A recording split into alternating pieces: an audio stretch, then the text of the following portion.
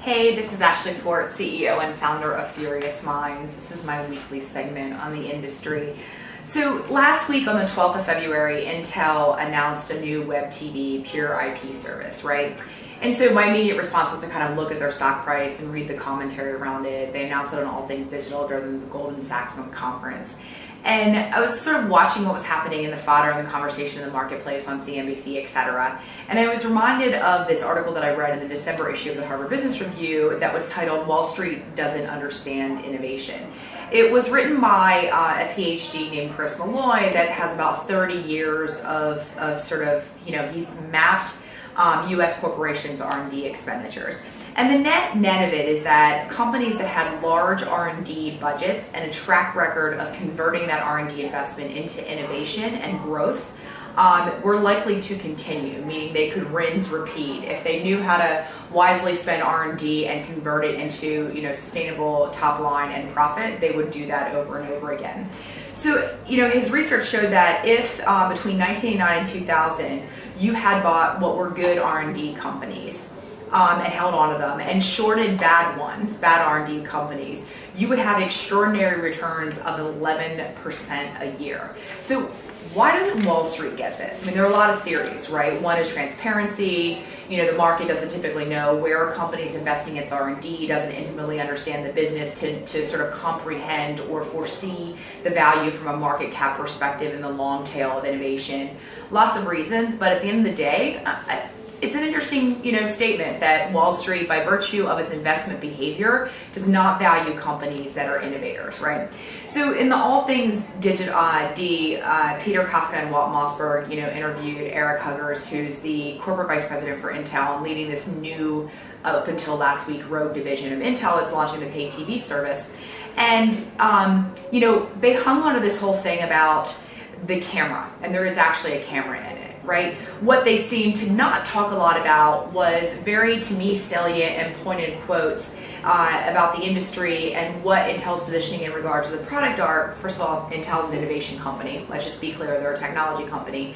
But Eric was quoted as saying sort of the aspiration is proper TV delivered via internet to consumers, partnering with programmers, right? Bundling done right, based on consumption affinities and behaviors and choice, not necessarily based on this like tonnage, all you can eat and more than you can eat, we're just gonna give you and you're gonna pay for it, right? So at the end of the day, if you listen between the words, Mr. Huggers suggested they were launching a consumer-centric platform. They have some functionality called Look Back, which means the DVR is not needed.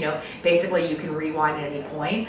Integrated on demand, sort of ubiquitous IP delivery over the top. They're leveraging new standards in video compression. They're foreseeing the fact that their partners in the Valley as well, Cisco, are foreseeing, bandwidth is not going to be an issue, and all-you-can-eat ISP services, are not at threat in the long term of things.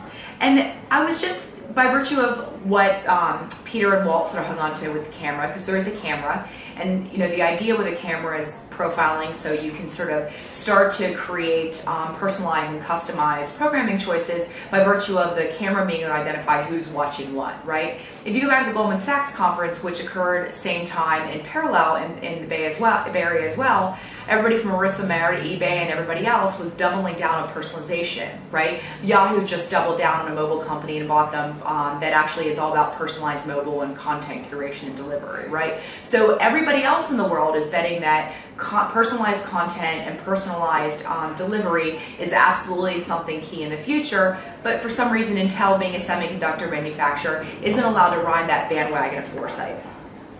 I'm a little bit disturbed at the fact that our industry is myopically sort of hung onto this camera, because it seems that anything that is television that doesn't have an Apple before it, folks are very skeptical of little interest. So whether it's Aereo and the conversations around that, or what Google's trying to do, if it's not Apple, because so much of sort of today's market cap is vested there, there's not a little attention. So let's talk about that camera.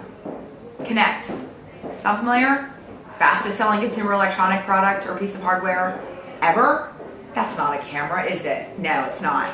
Or, for example, the personalized offers that I get when I'm in my Gmail client because I just bought my godson, a gift, or when I'm on Facebook and I get fertility services recommended because my age and my demographic and where I live.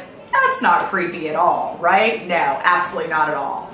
So I thought I'd sort of go back to this idea of an end user licenses agreement and the fact that, oh my goodness, the camera may be used to deliver a better consumer-centric, personalized viewing experience for television, giving people what they want and when they want it and the amount they want it at perhaps the price point they want it, and the idea of delivering advertising.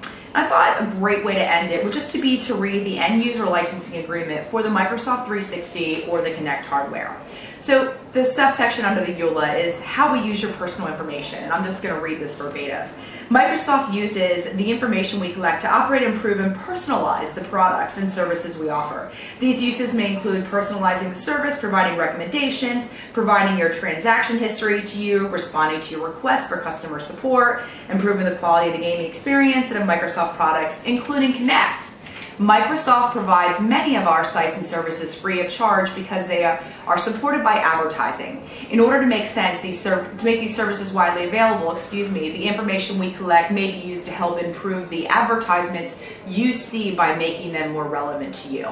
I find it really interesting that both the advertising industry and Wall Street speaks out of both sides of its mouth. And because the message and the vision of tomorrow, which is bespoke content, curated when you want it, how you want it, over IP, is not coming from the expected party, all things around and are bad about it don't make sense and don't compute.